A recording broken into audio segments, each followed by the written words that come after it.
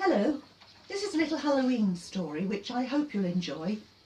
It's also a device really to flag up the fact that The Last Taboo will shortly be available in paperback. I'll post full details on Facebook, Twitter and on my website. Meanwhile, Heart and Soul. I hope you enjoy it. It does carry a mascara warning, mostly mine. But to get into the spirit of it, you know, I've even got the pointy hat. So hopefully I will get through this intact. Are you sitting comfortably? Heart and soul. The bistro buzzed as ever. From his vantage point on the bench in the bus stop opposite, Mark had full view. Tables occupied by animated groups or couples.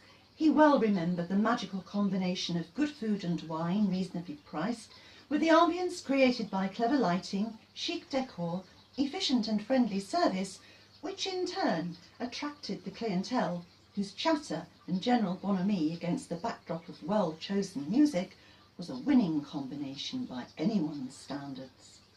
Goodness knows, he had enjoyed it often enough in the past, in another world. Felicity and James were at their usual table. How many times had they enjoyed liaisons here? Illicit ones, of course. Quite aside from those shared between Mark and Felicity, obviously.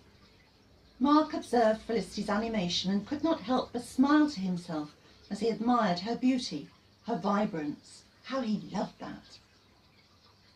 James, too, was looking suave and confident. Smug bastard. Mark could almost feel the atmosphere in the bistro, the bubble of conversations, the general bustle. Whilst not privy to individual conversations tonight, his memory served him well. Oh, the sadness. How he had loved Felicity, his Fliss. How happy they had been. Soulmates, until the dreadful James had come on the scene and dazzled her. Where Mark and Fliss enjoyed simple pleasures, flashy James had totally turned her head. Yet Mark had always believed that, ultimately, he and Fliss were destined to be together forever. From his solitary distance he observed the happy throng of which, by rights, he should have been a joyous part.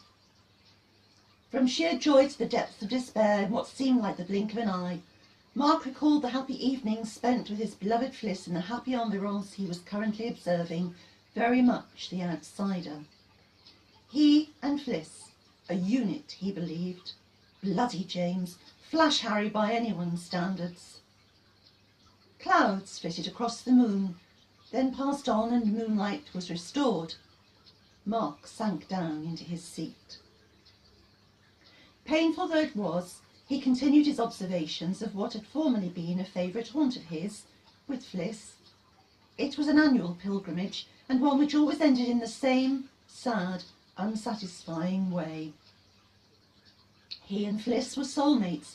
James to him was deemed to be an unwelcome, but passing diversion. Flash car, flash, well, flash everything really. And tragically it was the flash car that spelt the ultimate downfall and the destruction of his world.